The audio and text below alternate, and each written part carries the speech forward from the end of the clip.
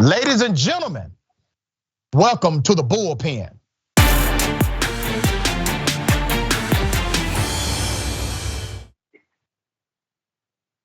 He's back.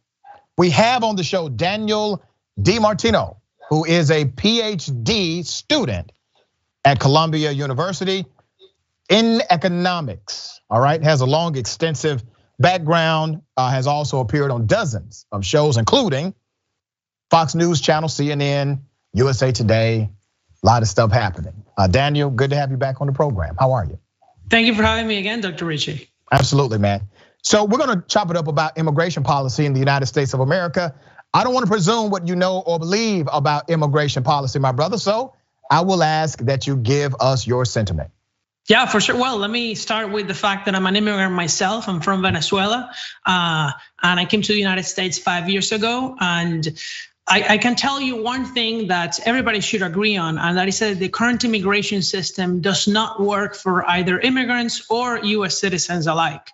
And what I believe is that the first thing we need to do is to change, to debureaucratize our current system. Many people don't know that the United States is far behind our developed nations in processing times, in the paperwork that people have to do that is totally unnecessary in the 21st century.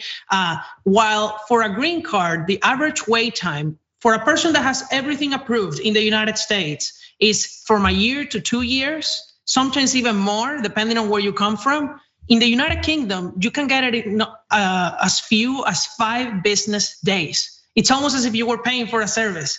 And so I think that even without having to reimagine our current system, there's a lot of things that it's just common sense to improve. And that's where we should start. I appreciate you saying that, because both Democrats and Republicans, they have been severely misguided and have dropped the political ball, so to speak, as it relates to policy reform in immigration policy.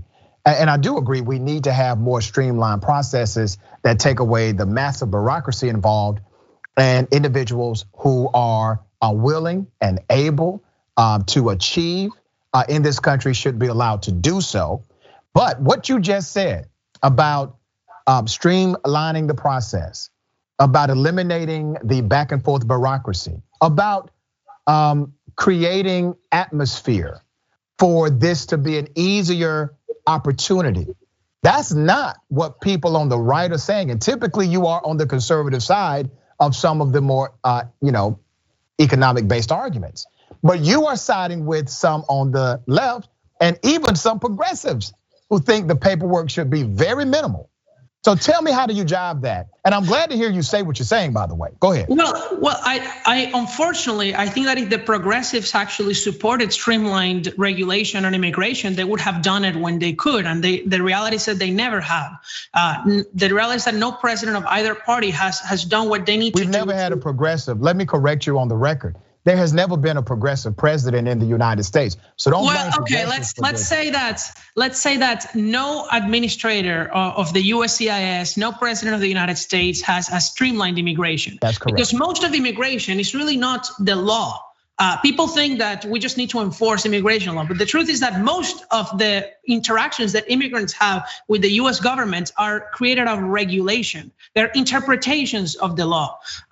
We even have, there was a law that Congress enacted called the Paperwork Reduction Act, supposedly to reduce paperwork and go digital. And immigrants actually have to add one more page to every form to sign a waiver for the Paperwork Reduction Act. It's totally senseless.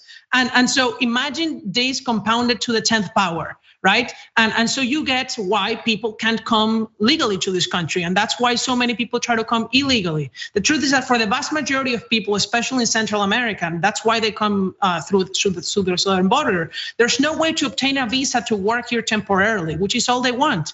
If we had a visa program that allowed agricultural workers, blue collar workers to come from Central America to the United States, rather than do the dangerous trek through Mexico, we wouldn't have a crisis in the southern border. We would not allow criminals in because they would be filtered out.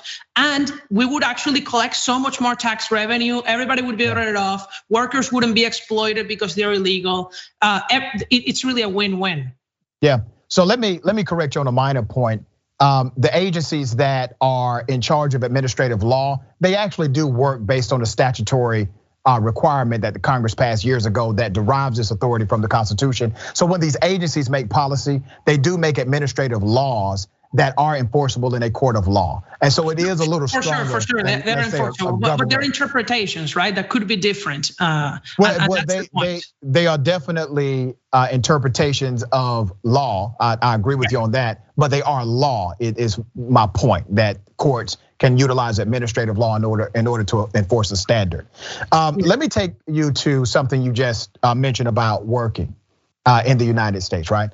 So there has always been this argument that somehow, and I know you know better, you're an economist, but this argument has been out there that somehow undocumented workers and the entire immigration program and platform in the country takes money away from this country because they are more likely to use benefits afforded to them, et cetera. That's just a flat out lie. And the numbers aren't even close as far as what is brought to this country by way of undocumented workers, and also the immigration overall immigration in America. Now, okay, well, go ahead. If I may, I think there's two arguments that have to be debunked. One of them is that immigrants take away jobs from native workers in general.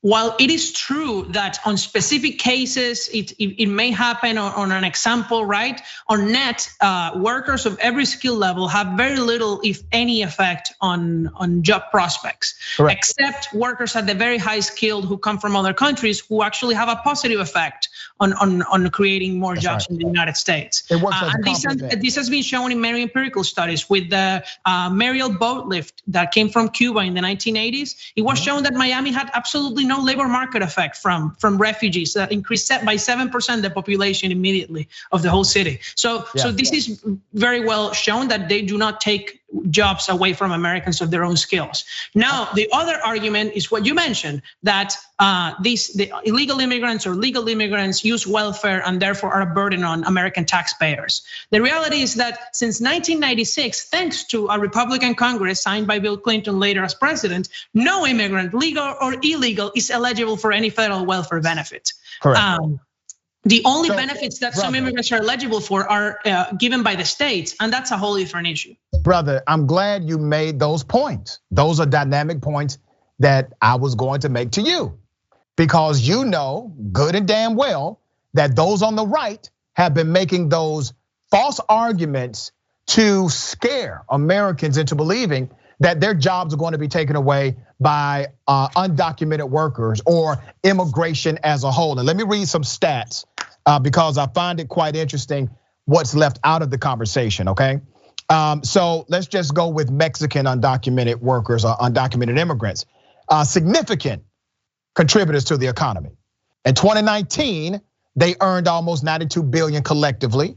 That's household income, contributed almost 10 billion in federal, state, and local taxes, all right?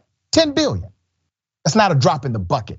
Also, if you talk about undocumented workers in America, I don't call them illegals, no human being is illegal. When you talk about undocumented workers in America, there's a number that people need to remember, and it's 88%. 88%. 88% of people that come to this country, undocumented, come here for what reason? You know, they come here for work, right? They are undocumented, but they want to work. The same federal law that says it's unlawful to work in the United States undocumented, the subsection of that law also says it is unlawful to hire them. US Code 81324A says to hire or recruit or refer for employment in the United States an alien knowing the alien is unauthorized to work is against the law. So the question becomes, why do we put so much emphasis on the people who are just trying to work? And we see them being carried out of warehouses with camera crews, federal government agents, local authorities, the sheriff's department. They're locking up 600 undocumented workers at one time from a warehouse. You know who didn't get locked up? The CEO didn't get locked up. The hiring manager did not get locked up. Human resources did not get locked up. So why do we see this emphasis in the narrative and the application of law different as it relates to those who are just trying to work and earn a living, as opposed to those who are intentionally gaming the system and in charge of these companies? Let me start with something important, which is that the reason why employers, we don't try to punish employers in the first place very harshly on this, is that there's a fear. And when the law was written, if you go back to why it was written this way, is that there was a fear that employers would end up discriminating workers based on their legal status or based on their race, for fear that if they hire by mistake an undocumented worker, then they would be punished. And so there's some anti-discrimination concerns. Let me say this, brother. Let me say this, and I understand the sentiment, but the law is very clear. The law says you have to knowingly do it. And the subsection of that law underneath says, okay, if you did do it, but you did not have the intent, that is not unlawful in America. But once you know, the subsection of that law has a process so that you do not receive federal penalty. So my question remains, brother. We have the law already. Why is it that we're putting the emphasis and the narrative and the criminalization on people who are barely able to make ends meet and totally creating immunity for those who are rich, wealthy, in charge of these companies and intentionally gaming the system, even though they are in violation of the same federal statute? Yeah, I mean, look, this is a very common progressive argument, and I understand it, but that's not gonna help the immigrants. What's gonna help the immigrants is that we create an immigration system that is efficient, that is safe, and that allows people to come here for work in a much easier way. While still being free. That's what the workers want, right? And not just that. You mentioned that progressives are the ones who want to. Daniel, I'm going to interrupt you on this point, and I apologize in advance for the interruption. It is an argument not common enough.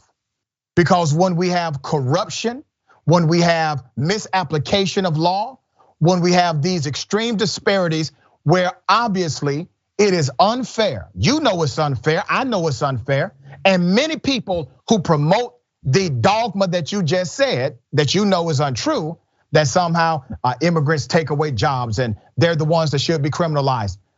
It does a disservice to immigrants, undocumented and documented, when you don't correct that narrative, brother.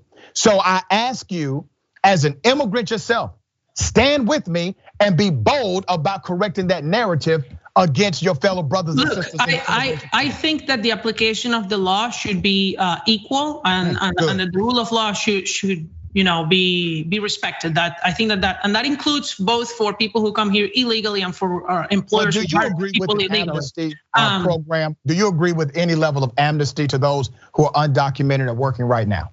I think that, for example, people who were brought here as children out of no fault of their own, like those on the DACA program, it's really a no-brainer that they should be allowed to stay here. How many undocumented people we have in the country? In total, approximately 10 to 11 million, depending on who estimates it. Yeah. The highest estimate is 22 million, by the way. And I'm aware. There's a study. It uses very different methods. It's still not, it's still a controversy. But there's millions of immigrants. That's right. The bottom line is they don't know. Damn it, that's the truth. They don't know. They have no real idea how many undocumented workers we have in the country. We do know this: 97% of them are working. We know this, they have a lower crime ratio than native-born Americans. We know that they produce for the economy. We know all of these things, right? And we know we do not have the manpower to simply go around deporting individuals who are undocumented in America and continuing to contribute to the American ecosystem of economy.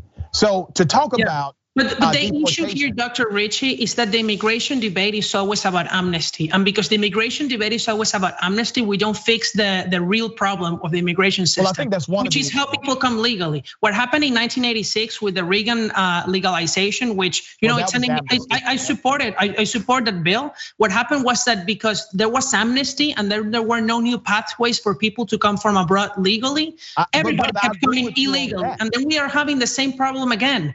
And now in Congress, because some senators, some members of Congress don't want to fix the underlying problem, which is that we need to find a way to allow people to come here legally from other countries. We keep having the same obstruction. Amnesty, amnesty, I'm for, I'm against it. Okay, so let me start by saying this. You agree that America is a very political nation, right? You agree for sure. That, okay. If you don't correct the narrative, you will never have the political volition to change the policy. That's why it's important to correct the narrative so that you start the process of being able to have the political backing to change the policy. But as long as the narrative is false, and as long as people truly believe. If you allow me to say one last thing as well. Absolutely, brother, I will.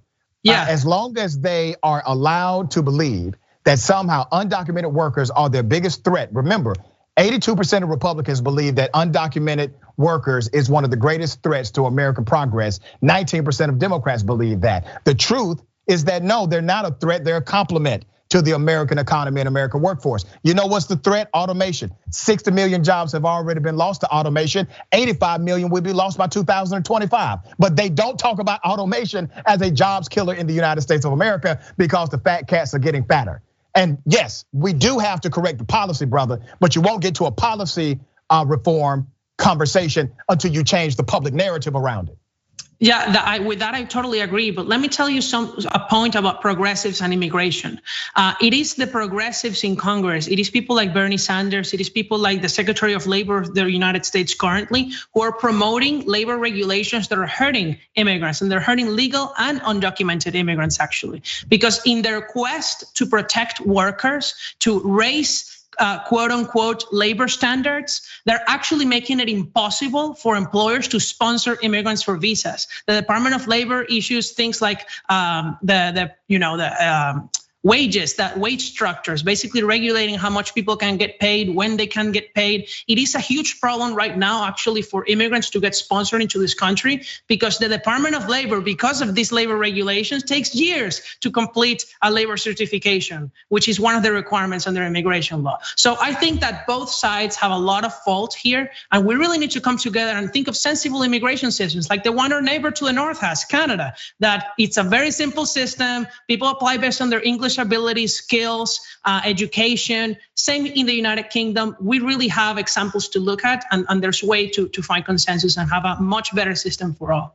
Brother, I gotta have you back. My producers are telling me to wrap it up. I do have some points I wanted to rebut, but we got another show coming up. Let me ask you a quick question. Do you know what country has the #1 demographic as it relates to overstayed visas in America? Overstay, I believe that it is a very small island because there's one person who came and that's the only person who overstayed. Is that correct? No, that's not. That's a trick question that your economics professor may ask you. Numerically, it's actually Canada. Oh, numerically, okay. Yep, Canada is the #1 violator of overstayed visas. The reason why I bring that to your attention is because you've never heard that before. There has not been a narrative around we need to get these Canadians out of America. Well, Canadians are white, brother. You have to understand that this is still connected to black and brown, even when you get outside of America. Canada, I promise you, if it were not Canada, and if it was Haiti or Mexico, #1 violators, that would be a news story. But it's not because it's Canada. I gotta go, man. I appreciate you, Daniel. We'll bring you back on the show, okay? Thanks for having me.